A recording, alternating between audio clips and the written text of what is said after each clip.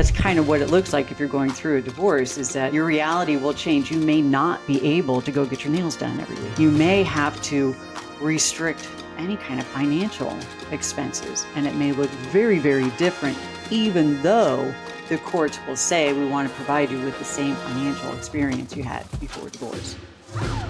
If betrayal trauma has touched your life, you're not alone, and healing is possible. This is Betrayal Recovery Radio, the official podcast of the Association of Partners of Sex Addict Trauma Specialists. I'm Dr. Jake Porter, and each week we explore the science, soul, and stories of transformation after betrayal. This podcast is for betrayed partners, for those who've caused harm, and for the professionals walking with them through the healing. Because even in the ashes of betrayal, something beautiful, something strong, something triumphant can rise.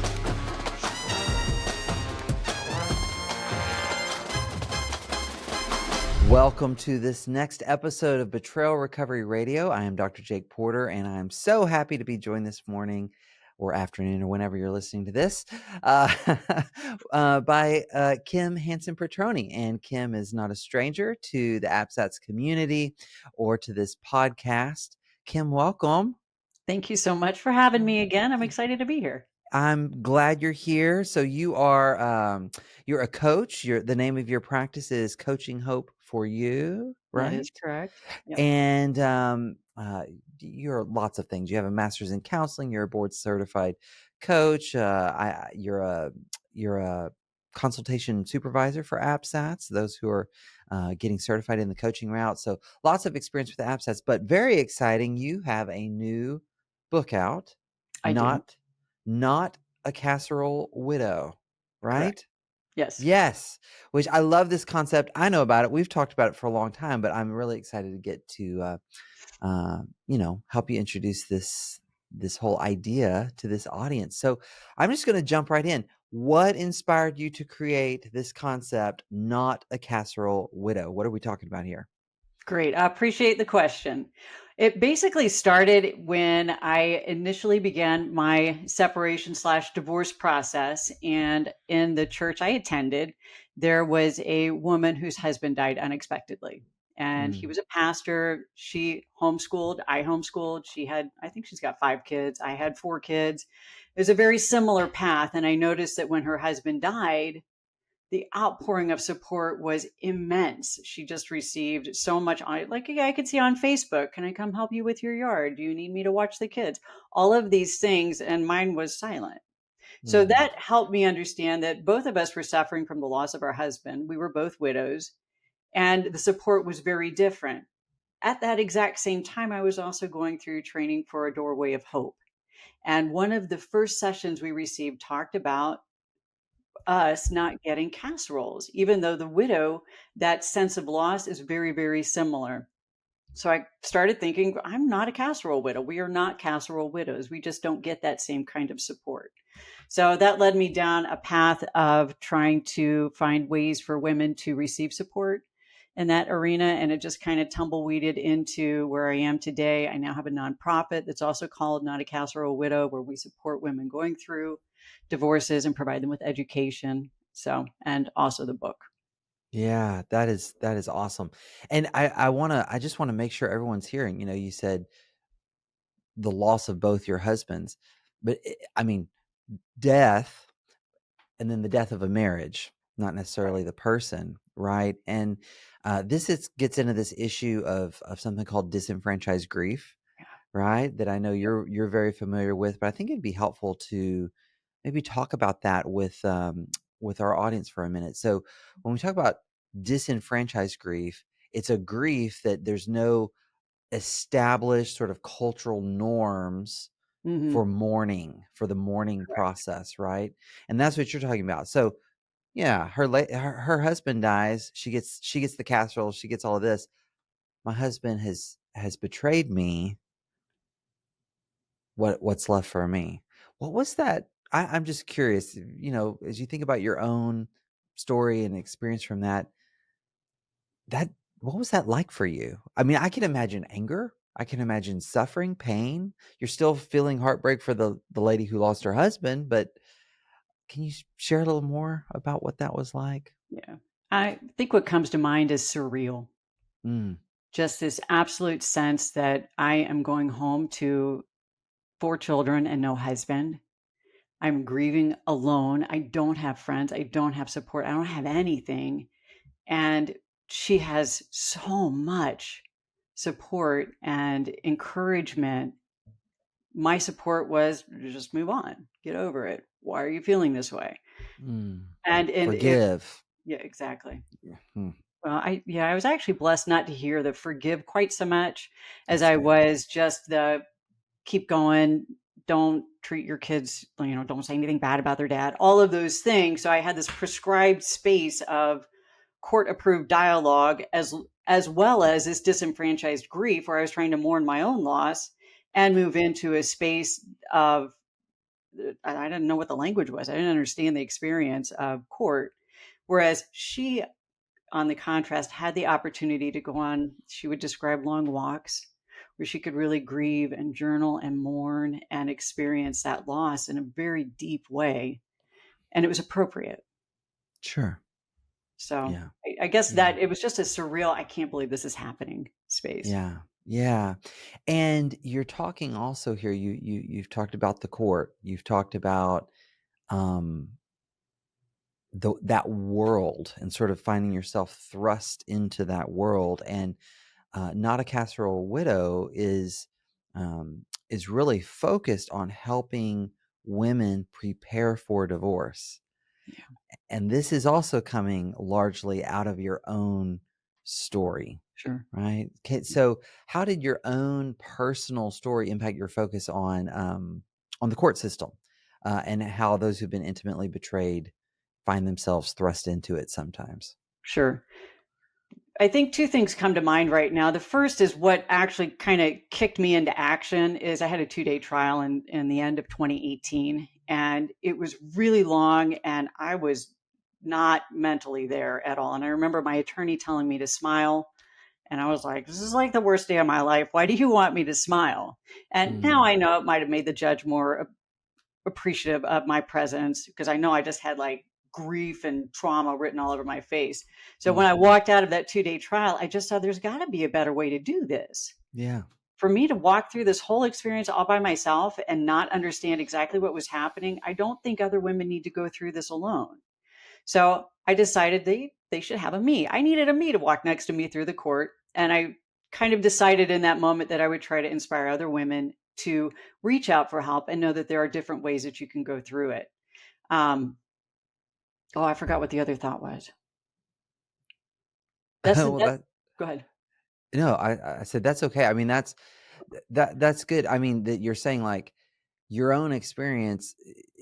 What the word that's coming to my mind is like Right. disorienting. It's so Yes. much, right? Right. I mean, so even someone not in trauma can be Yes. quickly overwhelmed by legalese and Right. court procedures and Right. all these nuances of how the law works and the court Yeah. system works, um and even just the timeline of it all, which Oh, is yeah. Yeah. is trauma in and of itself Yeah. sometimes. Yeah, Well, go and ahead. that I think that's the second piece that I was trying to Yeah. come into is that trauma space. Thank you for the trigger reminder.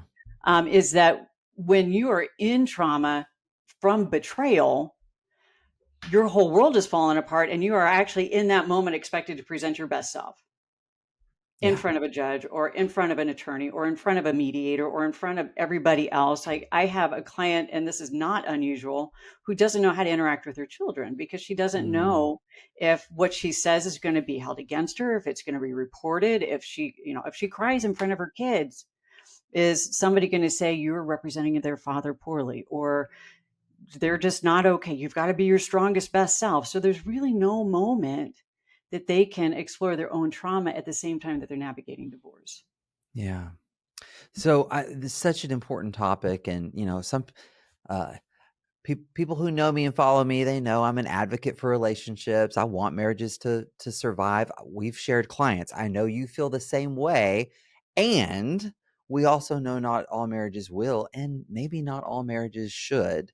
Yeah. And that's something that I know a lot of people who are struggling with the discovery of betrayal, trying to make sense of it, trying to come to terms with it. that is an internal, well, I guess, and external battle that many of them fight for so many different reasons. How does one begin to shift, focusing, on reconciliation? I'm going to make it work. I'm going to make it work. I'm going to make it work, to maybe accepting, hey, this rupture doesn't look like it's going to be repaired. This relationship may not make it. That's a great question. And what we don't want to do is to go from we're trying to repair it and then immediately doing a 180 to let's just jump off the deep end and we're going to divorce. So I really Mm. recommend for clients, it's kind of like just deciding we're going to walk next to each other for a little while until we see what that next step is, and take it slow. That We is don't so have wise. to find an attorney instantly. Let's just kind of Yeah. decide what your main goals are. What do you want to achieve? Mm. How can we do this with integrity? How can we do this with peace and sort of this calm space? Yeah. Um, Yeah.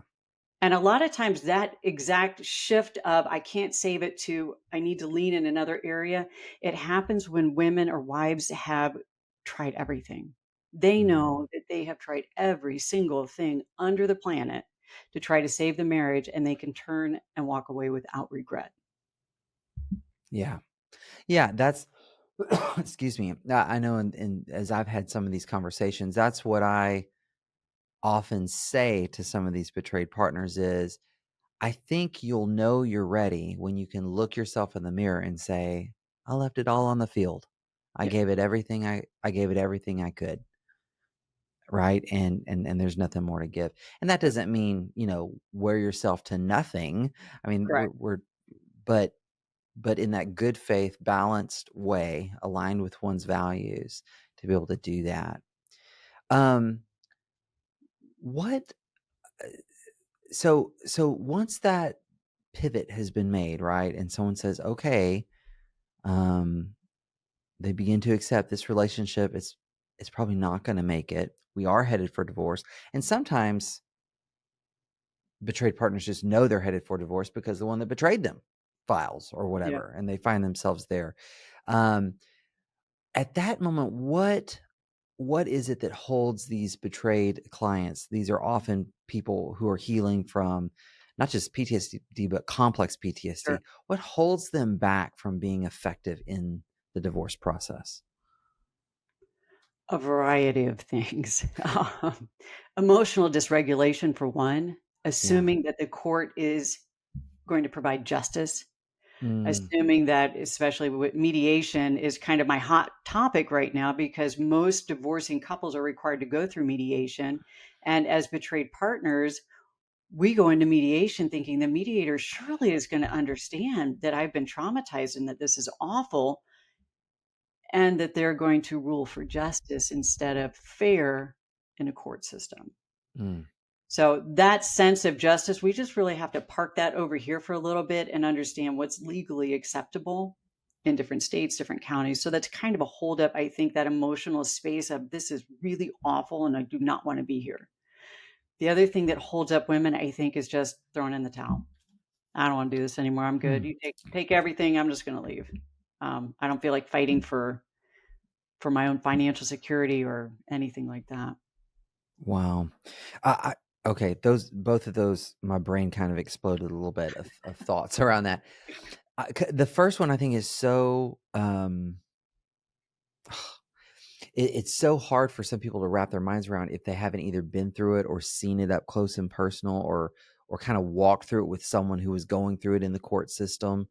And I have seen what you're talking about there.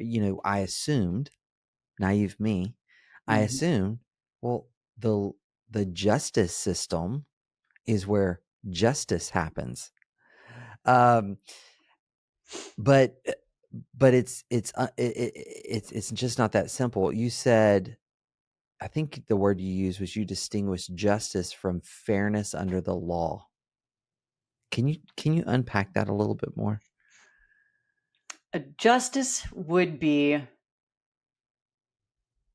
throw out a scenario. Justice would be I was married for 20 years. He cheated on me for 20 years. Justice is I should not have to worry about my future again. He's the one that exploited all the money. He's the one that spent all the money. He's the one that deceived me about all of his activities, I should be able to relax for the rest of my life because I just went through this really awful time. Yeah. That would be justice.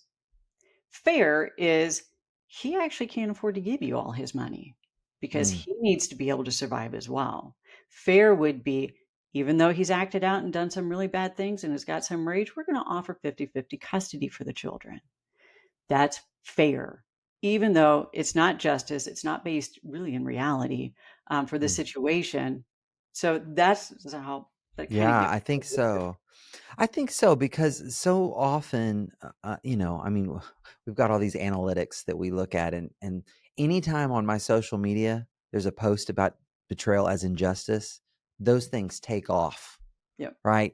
Anytime we talk about this, those clips are shared and shared and shared. So I know it's touching a nerve. That's why I wanted to kind of tread water in this spot for a minute because I, you know, for years we've talked about betrayed partners and their hypervigilance, and we've talked about the grief and the loss and the pain of it, the attachment rupture of it. But there really is, and this is both ethical, relational, and spiritual for many people. The gross injustice of what has happened. Yeah. And this longing for what in their mind would be perfect justice to come through the judicial process. Yeah. And one of the hardest conversations I've had, and I imagine you've had, is trying to help partners see and maybe get to a place to accept that kind of perfect justice isn't happening probably not in this lifetime, much less through the court system. Yeah. Yeah. Yeah. Yeah. Which is just another thing to grieve. Right. Exactly. Yep. Yeah. So, and so then the other thing you said was throwing in the towel, that they throw in the towel. And before I lose sight of that, I'm certain there's someone going to be listening to this conversation and they're like, yeah, that's me. I'm about to throw in the towel. Let's just pause real quick. What would you say to that partner who's like, I'm done. He can do what he wants. She can do what she wants. I'm done. What would you say to that person about to throw in the towel? Understand the motivation behind it. Mm. If throwing in the towel is because you're exhausted, this is a marathon with a lot of little sprints. Find a way to give yourself some rest until you get the energy to accomplish the next one.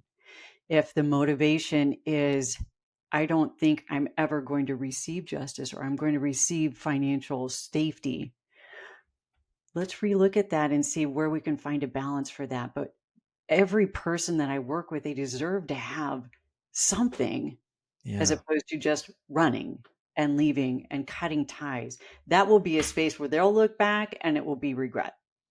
They will experience regret. Why I should have just fought just a little bit harder for, something, anything. Something. Yeah. So, yeah. So, when do you see clients feeling confident that divorce is their only choice? What are some of the signals, signs, experiences that are common to what you've heard or what you've experienced, to where they get to a place of certainty that that's the path that is coming? Maybe it's the path they want. Maybe it's the path in front of them because of the choices of others or some combination of that. But what are some of those signs? for them, it's acknowledging either there may be continual relapse behavior, it may be aggression, it may be continued deceit, it may be just a constant feeling of unsafety. Sometimes there may be good repair, he may be in recovery, and it's just too much. It's just too much for them to accept. So I think being able to look inside and inward will help really understand where we're going, whether or not you want to shift or change directions. Yeah. Okay. Hey, I wanted to take a quick break from our episode to just let you know that I am offering my book, Breaking Barriers, Building Bridges, the couple-centered recovery model for lasting connection after betrayal. I'm offering it to you in a few different ways. If you'd like a physical copy, we're doing a free plus shipping offer.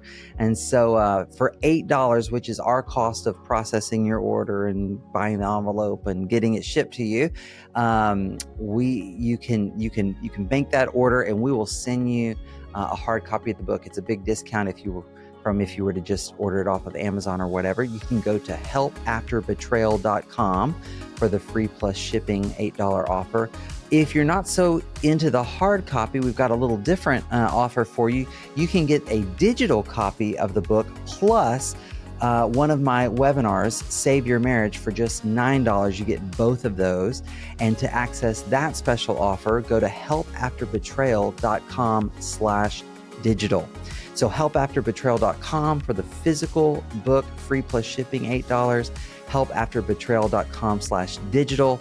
And you can get for $9 a free PDF. Well, not free at that point, but a PDF of the book and the Save Your Marriage webinar.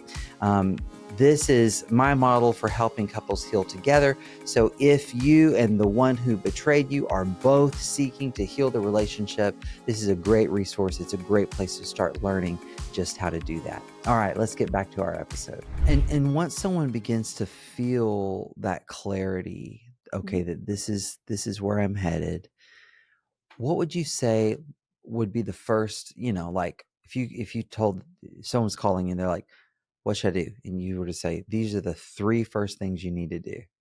What would those be? What would the first next steps be? Wow, so many. First thing I would do is to procure an attorney. Find an attorney. Just do some exploring. You don't have to call them, but just start exploring that space. The second thing would be, go ahead. Well, and what would they even look for? I mean, like, what would you look Family for in law an attorney? in the area. That's it. Okay. All Yeah. right. Okay. Tina Swithin from One Mom's Battle has got a lot of good resources for attorneys in her areas in different states. So that's kind of a place to explore. But the first thing I would do is just begin exploring an attorney and noticing what's happening physically within you. So you can start noticing that discomfort that's going to be normal. How do we breathe through it? How do we notice it? How can we manage that? That second thing I would do is to make sure that you're financially okay. Either it might be if you have young children, go out, get diapers, get formula, get canned food, anything on the offset that maybe all your finances get stopped. But you want to have at least 2 to 3 months of money to either pay the bills or feed your kids. The third thing is support. You need a support group. Don't do it alone. Do not do it alone. Why? Why not? I know the answer, but just in case someone else needs to hear it. Because you won't do well. It's like going into your first year of college and not knowing how to read. I mean, you just don't do it. Yeah. So, the best way for you to self-represent, with an attorney or mediation, wherever, you got to have somebody that gets you, that you could call up and say, or even on some of my communities, you just type in and say, it's 2 a.m. I'm miserable. I just need somebody to vent to who's going to say, yep, you're absolutely right. Yeah. It just settles your whole nervous system and makes you feel heard. Right. Yeah. We're just not built to do hard things alone for long periods of time. Yeah. And these processes in the courts are usually really long periods of time. For sure. Yeah. Like you said, marathons, not short little races, but lots of little sprints. Okay. So find a lawyer. And I've got another question. This is a little bit out of left field, but it just popped in my mind. So, I also have worked with many betrayed partners who are in this process, and they eventually end up firing their lawyer, finding another one, and sometimes they learn, okay, I fired the first one, but it wasn't the lawyer, it was the system. Sometimes they learn, glad I fired that lawyer. Correct. It was the lawyer. What would be, if someone's in that position, what would you say are some things to look for in a good how do I know if I'm being represented well?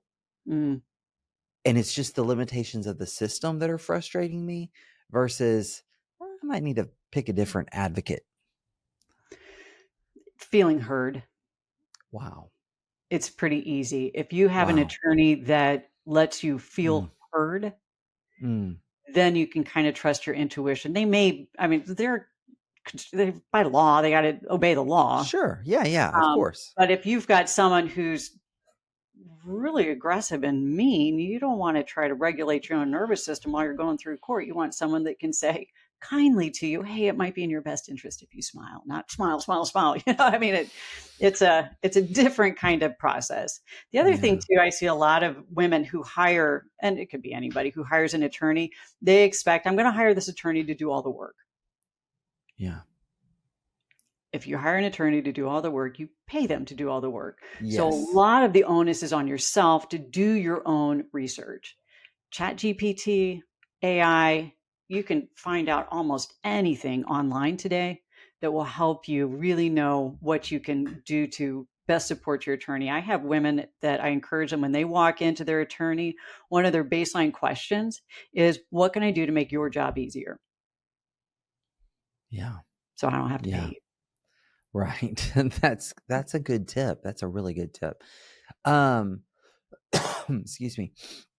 So, I want to get into a few of the next steps. There's a form. Here's a little pop in the hood for the listeners here. There's a form you filled out, to help us think through this conversation. And there was a place where you just sort of listed what some of the next steps you would give, advise, coach people toward who find themselves in this situation. I'm just going to kind of start throwing them at you, and let's Okay. unpack them. So one thing you said was acknowledging there are new terms to learn. Probably what, like 3 or 4 new terms? Like 50 to 100. I mean, Yeah. even me, I've been in this for about 8 years, and I was prepping for upcoming court, and my attorney threw out a word at me, and she's like, "Is this what," I can't even remember what the word was, but I was like, "I don't know what that means." 2 things, didn't know what it meant, and I had the courage to ask her, "Could you please explain this?" Even though I really Right. don't know what it is. So, yeah, Yes. there's so much out there. You have to have the courage to ask your attorneys to slow way down and Yeah. explain the process to you. Yeah, and I can imagine the willingness of an attorney to do that is also another one of those good gauges. Going back to the question Exactly. I asked before. Exactly. Yeah. So, and I love going through, as I was thinking through this conversation, I really appreciated you putting this list, because I feel like for me, and I think this is true for many of my clients, if I'm headed into an unknown situation, if I can begin to know some of what to expect, some of what's coming, it can, I Exactly. can brace myself, prepare myself, and maybe be a little more grounded in the midst of it. So, hey, if you're headed this way, if you're listening and you're headed this way, get ready, to up your vocabulary count, right? Lots and lots of court terms. Um, what about this one? New ways to reframe reality. New ways to reframe reality would look like um, not going out with girlfriends every week. Mm, My reality is I actually stay home with my kids. It's my new reality. I don't have a social life. And not just me personally, but that's kind of what it looks like if you're going through a divorce, is that your reality will change. You may not be able to go get your nails done every week. It's just not there. You may yeah. have to restrict any kind of financial expenses, and it may look very, very different, even though the courts will say we want to provide you with the same financial experience you had before divorce. So it's really understanding that court reality and reality is very, very different. Yeah. Reality for a lot of moms, especially homeschooling moms, and see a great amount of them, but their reality is, I'm no longer a homeschool mom. My reality is very, very different. My kids and my experience with my kids is totally different. Yeah. Wow. So, yeah.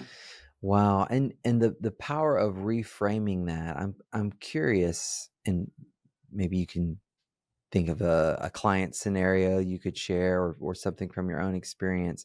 So let's take for example, I'm used to getting my nails done at a certain rhythm. Yeah. I can't do that now. The Yeah. the the dollars just aren't there, right? I have to pay a lawyer now, right? Mm. Or whatever. How do you reframe that? right? Yep. And here's what I'm thinking. I'm going to use some words that I'm just going to trust that the audience knows my heart in this. I mean, I definitely believe that a partner who's been betrayed has been victimized, Correct. right? But there's a difference between the reality that someone perpetrated against me and I'm a victim, and sort of beginning to live from that place of being a victim. And reframing is a huge part of that. So let's take the nails. How do you reframe that? Yeah. So let's say the question would be, what is it about getting your nails done what was it that made you feel special?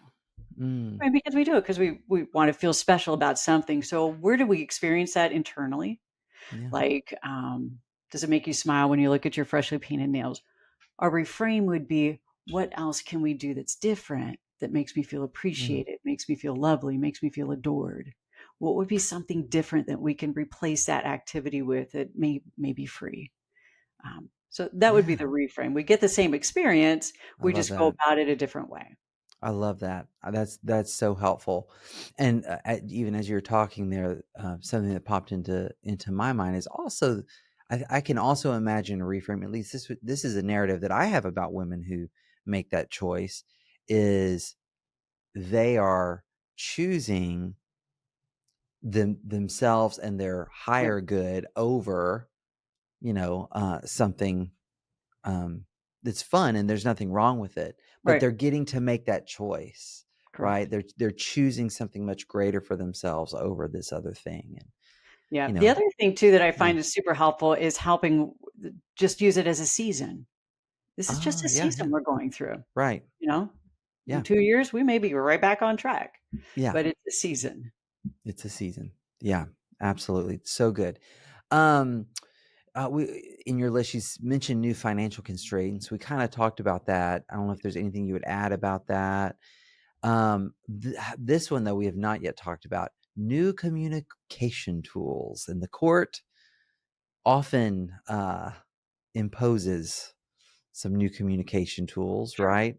Systems, but then there you may also have in mind stuff they could get from a coach or a therapist or whatever. So Yeah. talk about What that. Absolutely. And there are like court prescribed communication tools like our Family Wizard or Right. parenting app. That's different than what I'm referring to. And I appreciate you bringing that up, is because there's a dialogue style that most of my clients will have when they initially see me. And a lot of it's due to being in a relationship that is, I'll use the abusive word, but deceitful and trying to Yeah. survive. Right. And it's explaining what you want to do before you do it. So an example might be, I'm just going to throw out two different examples, one with an attorney and one like in real life. Okay. I have 3 hours off, and Kroger's got a buy one, get one free sale on everything bagels. And our youngest son eats two bagels every single day. So in order for me to have enough bagels, I would like to go to the grocery store. So is it okay if I go to the grocery store today? Instead of saying, I'm going to go to the grocery store because bagels are on sale. Yes. Yeah. We got like the whole reason why we're going to do it instead of just what we're going to do. And Yeah. in an attorney's office, why this behavior is really not helpful is he might say, how much do you need monthly to survive? Well, I spent $32 at the pet store. I spent Yeah. $48. I was like this whole list of money. He just wants to know your bottom line. If he wants you to explain how you got there, that's very different. But we offer the end, we offer the goal of the conversation before all the details that led us there. Okay. I love this. Okay. Now, why do we do that? Now, one reason I imagine is because you're probably paying for this guy's time by the minute. Oh, Okay. So yeah. that's one reason. But is there another reason beyond that? Yeah, because we don't understand his reason for getting the information is not the reason we're offering the information. He just needs to know what to tell a judge. Judge doesn't really care how you spend it. He just wants to know how much money you're requesting. Okay. And Wow. if there's a debate over that, then it may, $40 here and there, the judge just doesn't care. Right. For us, we try to be extremely detail oriented and extremely ethical for the most part, and like the biggest thing that I hear with women is they don't want to take money out of the bank account because, well, they're going to get in trouble in court.